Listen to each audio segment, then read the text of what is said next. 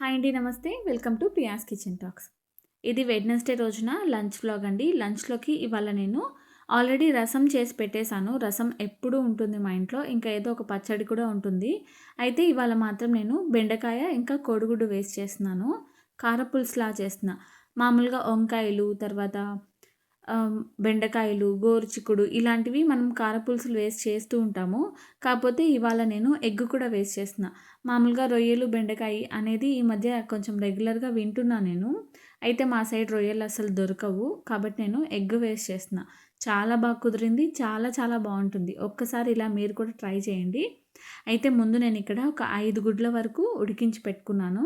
Water మునిగేంత వరకు గుడ్లు వేసేసి అందులో కొద్దిగా సాల్ట్ వేసి ఉడికించుకున్నాను. ఎగ్స్‌లో కొంచెం ఉప్పు వేసి ఉడికించుకుంటే బావుంటుంది టేస్ట్. తర్వాత ఇక్కడ నేను ఒక 1/4 కేజీ వరకు బెండకాయలు తీసుకున్నాను. 1/4 కేజీ బెండకాయలని ఒక 1 ఇంచ్ సైజులో కట్ చేసుకున్నానండి. బాగా కట్ చేసేసుకొని ఫస్ట్ బెండకాయలు కట్ చేసుకున్నా. కొంచెమన్నా ఆరితే అది కొంచెం జిగురు అనేది తగ్గుతుంది కదా అని చెప్పేసి. తర్వాత టమాటోస్ బాగా పండినవి తీసుకోండి. ఏ కూరలో అయినా కూడా టమాటోస్ బాగా పండినవి కొద్దిగా ఎక్కువ క్వాంటిటీలో వేస్తే టేస్ట్ చాలా చాలా పెరుగుతుంది. చాలా డిఫరెన్స్ వస్తుంది టేస్ట్‌లో. చాలా బావుంటుంది కూడా. తర్వాత పచ్చిమిర్చి కట్ చేసుకున్నా, ఆనియన్స్ కట్ చేసుకున్నా, ఇంకా అన్నం కూడా పెట్టేసానండి. బియ్యం కడిగి పెట్టేసాను కుక్కర్‌లో. 1.5 గ్లాస్ వేసాను బియ్యం ఇవాళ. తర్వాతొచ్చేసి ఫస్ట్ బెండకాయలని కొంచెం ఒక 10 నిమిషాల వరకు నేను ఫ్యాన్ కింద పెట్టాను. కొంచెమన్నా మనకి అది ఆ జిగురనేది తగ్గుతుందని చెప్పేసి. తర్వాత ప్యాన్‌లోకి కొంచెం ఒక చుక్క ఆయిలేసుకున్నాను. ఆయిలేసుకున్న తర్వాత బెండకాయలనైతే వేసేస్తున్నానండి. లో ఫ్లేమ్‌లో పెట్టి ఆ బెండకాయల్లో ఉన్న జిగురంతా మనకి వెళ్ళిపోవాలి. బెండకాయల్లో జిగురు అస్సలు లేకుండా ఉండేంత వరకు లో ఫ్లేమ్‌లో పెట్టి ఫ్రై చేయండి. ఇలా సెపరేట్‌గా ఫ్రై చేసుకుంటే జిగురు తొందరగా పోతుంది. ఇంకా మనకి కూర అనేది కూడా బంక లేకుండా నీట్‌గా ఉంటుంది. బావుంటుంది. ఈ గ్యాప్‌లో ఎగ్స్ కూడా ఉడికినాయి కదా! ఇంకా ఎగ్స్‌కి పైన ఉన్న పొట్టు మొత్తం కూడా ఒలిచేసాను. మధ్య మధ్యలో చూసుకుంటూనే ఉన్నాను. బెండకాయల్ని అడుగు నుంచి మంచిగా ఫ్రై చేస్తూ వచ్చాను. తొందరగానే అయిపోయిందండి. కొంతసేపు ఫ్యాన్ కింద అలా పెట్టేసాను కదా! కాబట్టి తొందరగానే అయిపోయింది. బెండకాయలైతే బాగా చూడండి ఈ విధంగా జిగురంతా పోయింది. దాన్ని పక్కన పెట్టేసాను. ఇంకా నేను ఇందాక గుడ్లు ఒలిచి పెట్టుకున్నాను కదా! గుడ్లకి అన్ని వైపులా మంచిగా ఘాట్లు పెట్టేసాను. ఒక 6 ఘాట్లు వచ్చేంత వరకు పెట్టేసాను. పెట్టేసి ఆ బెండకాయలు వేపిన ప్యాన్‌లోనే ఆ గుడ్లు కూడా వేసేసాను. గుడ్లను కూడా మంచిగా ఫ్రై చేసుకున్నాను. సింపుల్‌గా ఉప్పు, కారం ఏం వేయలేదు. మీరు కావాలనుకుంటే కొద్దిగా పసుపు, కారం, కొంచెం సాల్ట్ వేసి ఫ్రై చేసుకోండి. ఎలా చేసినా ఒకటే పెద్ద డిఫరెన్స్ ఉండదని చెప్పి నేను సింపుల్‌గా ఎగ్స్‌ని మాత్రం బాగా ఫ్రై చేసేసాను. తర్వాత కూర అయితే స్టార్ట్ చేసేసాను. ఎగ్స్ ఫ్రై అయిపోయింది కదా! దాన్ని కూడా తీసి పక్కన పెట్టేసాను. ఇంకా కూర కోసము ప్యాన్‌లోకి ఆయిల్ ఏసుకున్న ఒక 3 స్పూన్ల వరకు. తర్వాత ఒక టేబుల్ స్పూన్ ఆవాలు, ఒక టీ స్పూన్ జీలకర్ర, మెంతులు అస్సలు స్కిప్ చేయొద్దు. జస్ట్ ఒక 10 గింజల వరకు మెంతులు అంటే ఒక హాఫ్ టీ స్పూన్ గింజలు వేసుకోండి.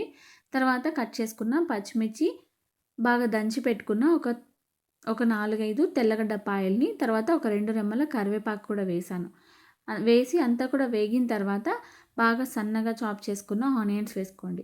ఆనియన్స్ బాగా సన్నగా కట్ చేసుకోవడం వల్ల కూర బాగా దగ్గర పడుతుంది. బావుంటుంది ముద్దగా. టమాటోస్ కూడా అంతే బాగా సన్నగా కట్ చేసుకోవాలి. ఆనియన్స్ అంతా కూడా బాగా వేగి బాగా బ్రౌన్ కలర్ వచ్చేంత వరకు ఫ్రై చేసుకోండి. తర్వాత వచ్చేసి టమాటోస్ వేసేసాను. టమాటోస్ కొంచెం తొందరగా ఉడకడం కోసం కొద్దిగా మూత పెట్టి మధ్య మధ్యలో చూసుకుంటూనే ఫ్రై చేసుకుంటున్నాను. లో ఫ్లేమ్‌లో పెట్టి బాగా మగ్గించుకోండి. టమాటోస్ బాగా పండినవే కదా! కాబట్టి తొందరగానే ఉడికిపోతుంది. చూడండి ఈ విధంగా బాగా ఉడికి మధ్య మధ్యలో మూత పెట్టి ఉడికించుకుంటూ ఉండండి. టమాటోస్ బాగా ఉడికి వాటర్ బాగా రిలీజ్ అయిన తర్వాత జస్ట్ ఒక చిటికెడు పసుపు వేశాను. తర్వాత మన టేస్ట్‌కి సరిపడా ఉప్పు వేశాను. ఉప్పు కొంచెం అంత టేస్ట్ తెలియట్లేదు నేను యూజ్ చేసే ఉప్పు. అందుకే కొద్దిగా సాల్ట్ ఎక్కువ పడుతుంది. సాల్ట్ అయితే ఒక 2 టీ స్పూన్లు వేశాను. కారం ఒక 2 టీ స్పూన్లేసాను. తర్వాత ధనియాల పొడి ఒక టేబుల్ స్పూన్ వరకు వేశాను. వేసిన తర్వాత టమాటోస్‌లో అంతా కూడా బాగా మిక్స్ చేసేసాను. ఆ మసాలా, టమాటోస్ అన్నీ కూడా బాగా మగ్గాలి. వాటర్ ఏం వేయకండి అస్సలు. ఆ టమాటోస్‌లో ఉన్న వాటరే సరిపోతుంది.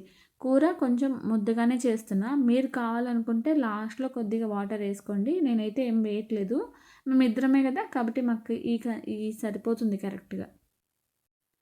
బెండకాయలు కూడా వేసేసిన తర్వాత మళ్ళీ బాగా మిక్స్ చేసుకోవాలి. బాగా కలుపుకోండి. మధ్య మధ్యలో చూసుకుంటూ ఉండండి మాడిపోకుండా ఉంటుంది. అంత ప్రాసెస్ అంతా లో ఫ్లేమ్‌లోనే చేయండి. ఇంకా బెండకాయలు కూడా తొందరగానే ఉడికిపోతాయి. మూత పెట్టి మగ్గిచ్చేసాను టొమాటోస్‌తో పాటు. బెండకాయలు ఒకటి చెక్ చేసుకోండి. బాగా ఉడికిపోయింది అన్నప్పుడు ఇంకా మనం ఫ్రై చేసుకున్నాం కదా కోడిగుడ్లు, అది వేసేసాను. ఫ్రై చేసిన కోడిగుడ్లు కూడా వేసేసి మొత్తం బాగా కలిపేసేసాను. నేను స్టార్టింగ్‌లోనే కొద్దిగా ఎక్కువగానే చింతపండుని నానబెట్టాను. ఈ కూరకి పులుపు ఉంటేనే బావుంటుంది. ఇదంతా కారపులుసు కదా! కాబట్టి పులుపు ఉంటేనే బావుంటుంది. అందుకే కొంచెం ఎక్కువగా చింతపండునయితే నానబెట్టి, ఆ పిప్పి అంతా నార పిప్పి అంతా తీసేసి, ఆ చింతపండు నీళ్ళను మాత్రమే వేసేసేయండి. చెయ్యి అడ్డు పెట్టుకొని వేసేసేయండి. ఏది కూడా కూరలో పడకుండా. ఆ చింతపండు నీళ్ళంతా వేసేసి, ఒకవేళ మీకు ఇంకొంచెం నీళ్ళగా కావాలనుకుంటే కొద్దిగా నార్మల్ వాటర్‌ని యాడ్ చేసుకోండి. తర్వాత లాస్ట్‌లో కొంచెం కొత్తిమీర వేసేసి మొత్తం బాగా కలిపేసాను. చాలా చాలా ఎక్సలెంట్‌గా కుదిరింది కూర. చాలా బావుంది. మీరు సేమ్ ఇదే ప్రాసెస్‌లో, సేమ్ ఇదే కొలతలతో చేసేసేయండి. చాలా బావుంటుంది. మీరు కూడా డెఫినెట్‌గా ఇష్టపడతారు. ఇదండి ఇవాల్టి మా లంచ్ వ్లాగ్. బాబుకి లంచ్ బాక్స్ కూడా ప్యాక్ చేసేసి పంపించేసాను. ఇంకా అది కూడా కొంచెం ఉంది. మార్నింగ్ చేసింది. ఇంకా అది, ఇంకా ఈ కూర, చట్నీ, రసం అన్నీ కూడా ఉన్నాయి. అందుకే ఇవాళ ఒకటే వీడియో చేశాను. కోడిగుడ్డు వేసి చేశాను. చాలా చాలా బావుంది. అంతే అండి ఈ వీడియో నచ్చితే లైక్ చేయండి. మళ్ళీ నెక్స్ట్ వ్లాగ్‌లో కలుద్దాం. అంతే ఈ వీడియో. Bye bye.